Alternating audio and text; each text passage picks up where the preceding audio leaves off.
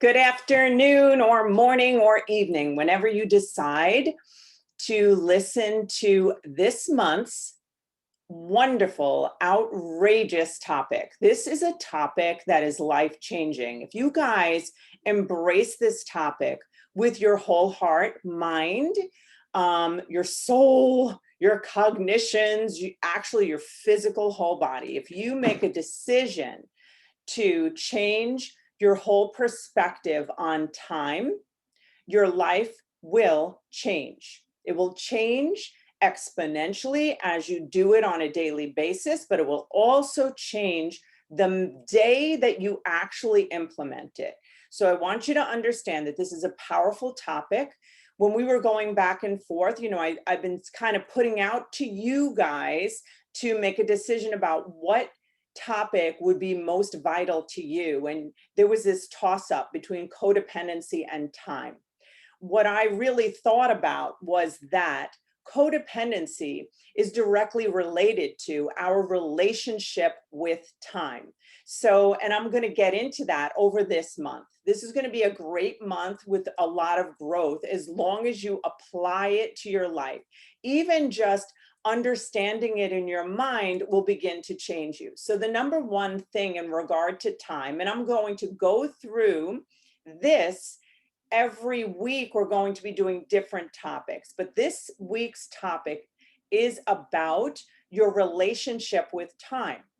In order to change anything, as you can see in each month, if you've been here throughout the membership, you see that my tactic for life change is number one, is to find the truth in your life about this subject. Nothing changes until it becomes what it is. So we have to know what you're doing with time in order to implement the changes. So this is the foundational week where you're going to take a look at, how do I relate to time? What is my mindset in relationship to time? Because the thing about time is that it is kind of this misunderstood concept, and we kind of blindly follow the rules that are applied to time without really understanding that we have some power over how we relate to it. It's like anything in our lives, and this is what we're doing here. We're making life changes because we're changing our mindset about every stinking thing we're doing here. So time is a concept, and time is an abstract kind of supernatural kind of odd thing. So what I want you to think about is, when you think about time, and you'll see that on the PDF, I'm asking you to write a letter to time, dear time. And I want you to really, really pour your heart out, because whether you know it or not, you do have a relationship with time. Women, in a general sense, the more women I speak to, I see that women in general feel that time, that they have an adverse relationship with time. They feel as if that there's never enough. So they're in a state of lack. They're in a state of scarcity. So take note of that. Any place in our life that we are in a state of lack or scarcity, we are going to produce things that are related to lack and scarcity. So if you think about time, how often do we hear, oh, there's just not enough time in the day? Or, oh, if I could just have more hours in the day. Now, that line of thinking is a popular way of thinking about time, but it's not productive and it's not helpful. It puts everyone in a state of urgency, not enough, scarcity, fear. And the other piece of this, then now I segue into another relationship that women tend to have, is that they wake up with a sense of urgency and fear and a lack of trust that they're going to be able to accomplish or reach a perceived amount of tasks within a period of time that will be sufficient to them or possibly other people. So there's that. So you want to understand what your emotional relationship is with time. So when I think about when I wake up. So now your question will be, what is my primary emotion when when it comes to time? Some people will get up and they're revving their engine. The time has become connected to, things that wire together, things that fire together, wire together. So we have learned in our society to couple together, wire together time and stress. Those two somehow go together.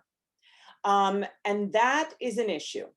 So that's another aspect. Another thing is, if you find yourself racing, urgent, remember, stress, urgency, racing is fear. Okay, understand that. You can do something just as quickly, but in a state of peace. And what we're going to do with time is going to be something that you perceive differently, that you experience differently, that you interact with differently, that you are going to change your whole perspective on how you relate to time. That's what this week is. That's what the whole month is. So I'm going to give you tactics. I'm going to tell you how to do things. You're going to time block. You're going to understand about that there's no such thing. It's a damn myth about multitasking, about being interrupted, about how our brains interact with time, all of that. We're going to do that stuff. But this foundational piece is about your emotional state of well-being, fear being, stress being, urgency, anger. If you question parents, which is very interesting. I did this very kind of experimental thing in my own mind when my children were young. I asked myself the question, when do I feel upset with my children? Because I noticed when I felt upset with my children, there was a direct relationship with time. You see mothers who are yelling at their kids or, mad at them or whatever. Think about how much time, your perception of time, has to do with that. The sense of urgency, the sense of get your shoes on, hurry, hurry, hurry, hurry, blah, blah, blah, blah, blah, all of that. Think about it. Think about when you are rushing in terms of time, how much does that have to do with other people? The demands or the perception that, oh, I have to get this done before that because of this, because they're going to see this and they don't think that. You are going to be doing an internal job this week. We have 1,440, I believe. Let me see, I have it written down somewhere. I don't know. I think it's 1,440 minutes a day. Now, what does that evoke in you?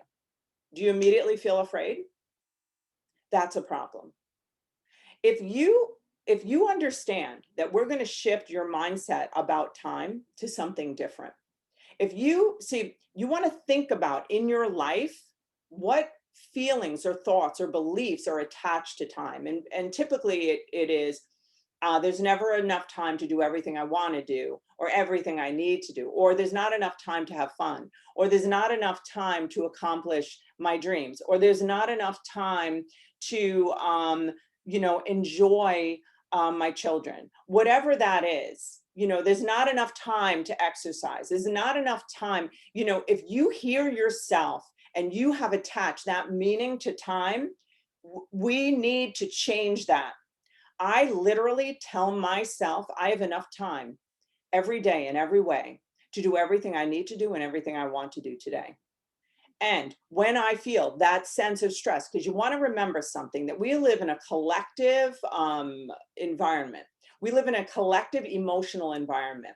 Depending upon what state you live in or where you live, the city you live in, there's going to be an energy that you're going to feel in relation to time. It's just a fact. So now I live in New York. So what does that tell you? So I can feel the pulse when the idea of time is involved. I can feel the pulse of that because you can feel the rate and the speed people are operating in. When I see someone fighting time, very often they have rapid speech. So one of the things to do to master time is that you're aware of how quickly you're speaking. I ask people to stop, to breathe, to slow their rate of speech, when they're considering their tasks and planning their day. If you bring that energy, like, oh my God, I do this, most of the things that we feel like we have to do, we don't have to do. Or we choose one thing, the main thing that day, and that thing being done creates the lack of need to do the other things that we believe we have to do. So I want you to really consider how you're relating to time emotionally, spiritually, relationally, financially. Think about it. It encompasses everything. I believe that time does not exist.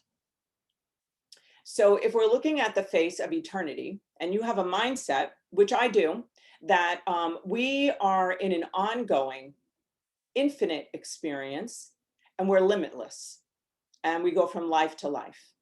I think about that we are in an ongoing life, and that there is an abundance of what we call in our world time. I don't believe that our higher power, that God or anything infinite is limited by time. There's no limitation. So we are limited by time, and we tend to try to like manage our excitement, our energy, our goals, our dreams within that context. And that can be a problem for us because it feels very limiting, and it is. So what you want to consider, if you think about, if you go into a forest, a complete wilderness, and you ask a bird, a bear, I don't know, a tree, what time is it? There's no understanding of what that even means, right? What time is it now? Nothing exists except for now for us. Our history, what we have in the back of our, all the things, the accumulation of life experiences are stored in our body as a full record of memory. And we tend to pull out those experiences and use it as a lens to look out at our now. So it becomes very influential in our now. So our now becomes tainted by yesterday, right? So as creative beings, we want to be able to begin to shift and begin to think about time in a different way. So just like I've said to you throughout our experience together is we think, are our thoughts in charge of us, or are we in charge of our thoughts? We want to be in charge of our thoughts. The next thing is, are our feelings in charge of us, or are we in charge of our feelings? Are our relationships in charge of us, or do we create our lives? This is our whole group. This is what we're doing. So now I ask you the challenging question. Are you in charge of your time? Or is your time in charge of you? I'm going to tell you how to be in charge of your time. And it's the same way I've been telling you how to be in charge of every other damn stinking thing in your life, because it requires being awake, aware, in the now, present, without judgment. So for example, this week, the concept, see what I'm going to have you guys do this week is you're really going to understand your relationship with time. And then what I want you to think about is this kind of tactic where you're going to take a look at what it is. See, because we're relating time, this kind of, I don't know what we would call it, this abstract concept. And what we're relating to it is the things that we put into it. So how we fill it. So in this moment, I am filling this moment with this action that I'm doing. If I value this action, then this is something that I experience as good. A tendency that women have, and probably men too, I'm in varying degrees, but we're talking just to women today. So basically, in regard to this, our sense is, women will have a sense like, oh, I'm doing this now, but I belong here. Or when they're doing this, they're thinking about that they have to be there. So whatever they're doing, they feel like they should be doing something else. That is all related to time, right? But if you change your mindset to presence, now, if my world is this, it's you, it's me and you together, that we're changing, we have a purpose. So I am purpose, I am driven. This is what I'm doing now. I'm here, I'm nowhere else. My head, my heart, my feet, same spot. Do you understand? Now, there's no fear. There are parameters. I'm going to stop this video at a certain point and I'm going to close it up and I'm going to post it. However, now I'm not doing anything else. I don't belong anywhere else. This is where I am. So as we make decisions with time, and as you're learning to formulate how to be in time, how to relate to time, you're going to be changing your mindset. So you're going to be changing your mind from a lack of time to an abundance of time. You're going to be changing your mindset to being here, there, everywhere, tomorrow, yesterday. Oh, what do I have to do next? There's no next. Everything's now. Everything. If you make a mistake in the now, because you're sitting there like freaking, scrolling, your shit like that, and you're like, you just ate up an hour on this thing, and you're like, what happened there? In that moment, you're not going to beat yourself up, because this is an experiment where you either, when we have a mistake, we learn. Do you understand? You either like succeed, at doing the task, that we're doing here, or you learn. There's no losing. So you're going to notice during this week that you're going to find yourself like kind of drifting off in time, or getting urgent, or doing the things that are natural because you're accustomed to the habit of the mindset you have about time. The first thing we do, and we always do, is we have to get it on paper. We have to know, what is my mindset about time? Then we're going to do this entire week. We're going to pivot away from what we believe about time. So like, now remember, like when we're thinking negatively about something, we're pivoting away, because there's either love or fear. So if you look at time as something that loves you, think about that. Time is loving. Time is kind. Spending this moment in peace is kind. Fear and cruelty and not so nice stuff comes from, you don't belong there, you belong here. Do you hear that? What makes your mind do that? We absolutely need to be in charge of that, because you're going to hear it. And what you're going to learn, I practice this. I've been practicing it for years, and it takes time to get it. When I put my hand to a task, damn it, if I'm not supposed to do that task and I have to be doing something else, I stay with the task until it's done. And you know what's funny about it?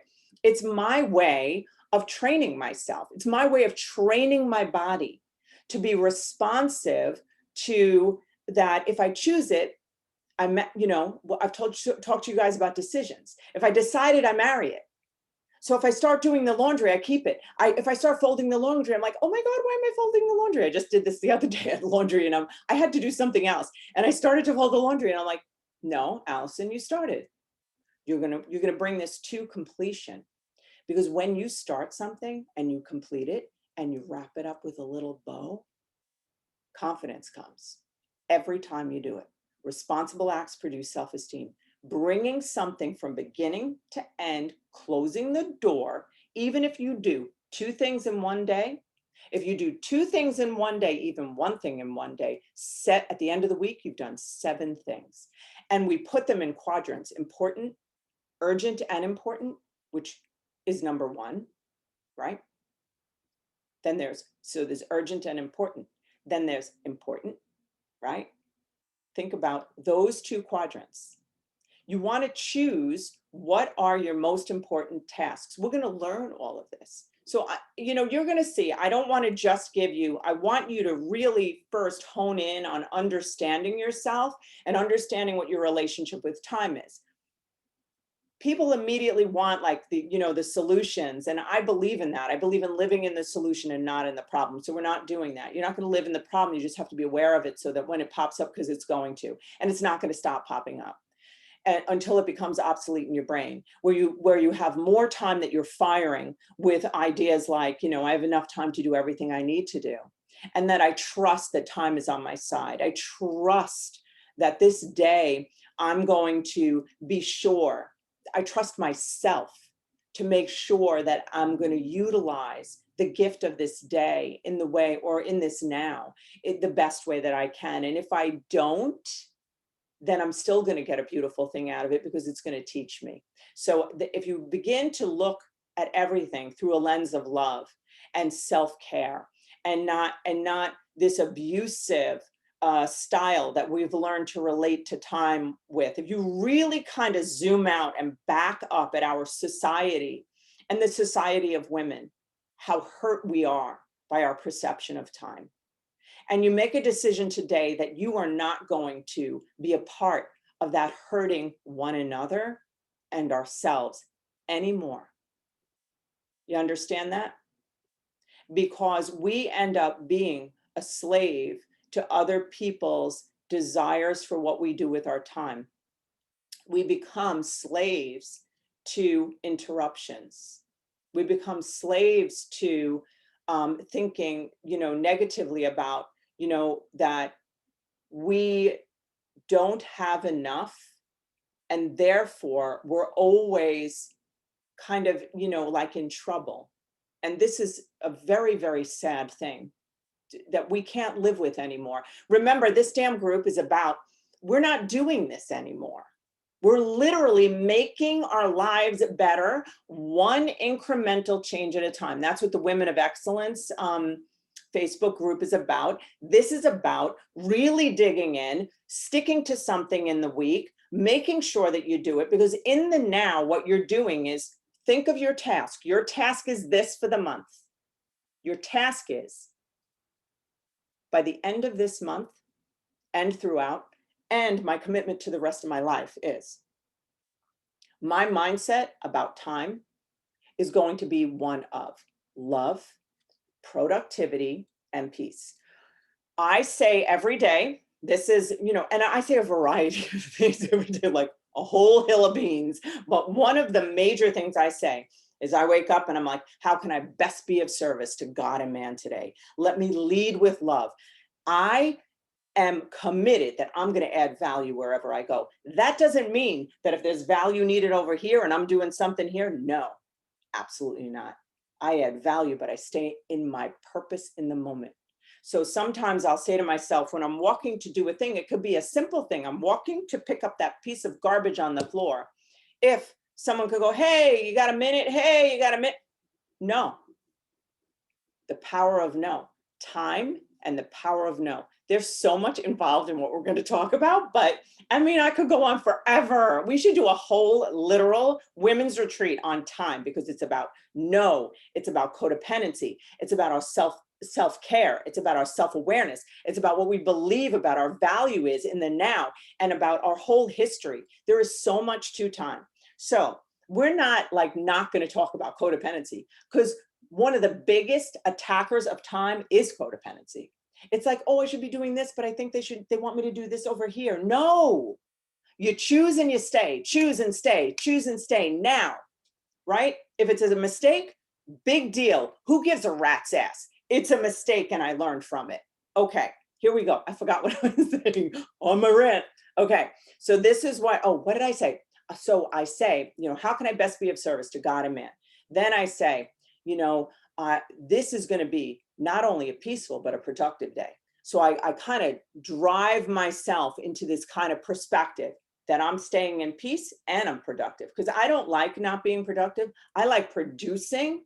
I like adding value, but that production doesn't have to be coupled with stress, anger, fear, pushing people away, you know, all of that.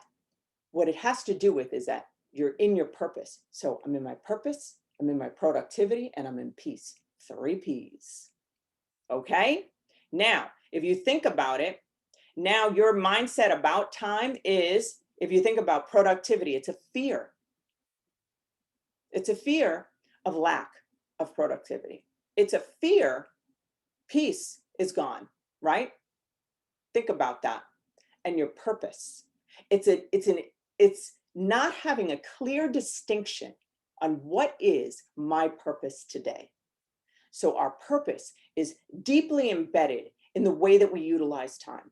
Okay, so I want you guys to do your PDF.